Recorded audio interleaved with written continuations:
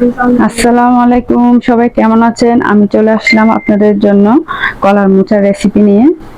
আমি কলার মোচাটা প্রথমে আমি বেছে নিচ্ছি। এরপর আমি এগুলো কুচি কুচি করে কেটে তারপর ধুয়ে ভালোভাবে নিয়ে নিলাম। এরপর একটু হলুদ আর লবণ দিয়ে আমি একটু সিদ্ধ করে নিব। বেশিক্ষণ সিদ্ধ করতে হবে না, হালকা সিদ্ধ করলেও হবে। এরপর আমি সিদ্ধ করে এগুলো একটা ছাঁকনিতে আমি এগুলো ছেঁকে নিচ্ছি। তারপর আমার এটা ছাঁকা হয়ে গেলে তার মধ্যে আমি একটা কড়াই বসিয়ে দিয়েছি। তার মধ্যে আমি পরিমাণ মতো তেল আর শুকনো মরিচ দিয়ে দিলাম। শুকনো মরিচটা দিয়ে তার মধ্যে কিছু আমি রসুন কেটে রেখেছিলাম, সেই রসুনটা দিয়ে দিচ্ছি। রসুনটা আমি লাল লাল ভাজা ভাজা করে ফেলবো। এরপর রসুনটা লাল লাল ভাজা ভাজা হয়ে আসলে আমি কিছু চিংড়ি মাছ কেটে রেখেছি, সেই চিংড়ি মাছটাও তেলের মধ্যে দিয়ে দিচ্ছি।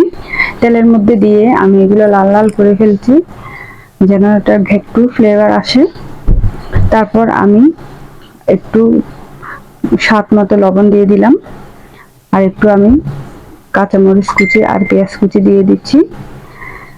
তারপর পেঁয়াজ কুচি দিয়ে আমি তেমন একটা মশলা ব্যবহার করব না, আমি একটু মাছের মশলা ইউজ করব, কারণ এখানে আমি একটু দিয়েছিলাম চিংড়ি মাছ।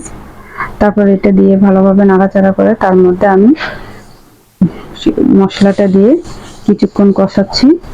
আমি কোনো পানি ব্যবহার করব না। তারপর আমি যে কলার মোচাটা আমি ভেজে রেখেছিলাম সেই মোচাটা দিয়ে ভালোভাবে নাড়াচাড়া করছি।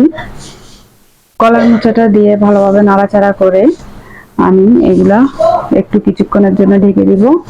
আর এখানে মনে রাখবেন, এক ফোঁটা আমি পানিও ব্যবহার করব না, পানিটা একদম শুকনা শুকনা থাকবে। তারপর পানিটা আরো শুকিয়ে গিয়েছে, দেখেন আমার এটা প্রায় রেডি। ধনিয়া পাতা দিয়ে আমি গরম গরম পরিবেশন করব।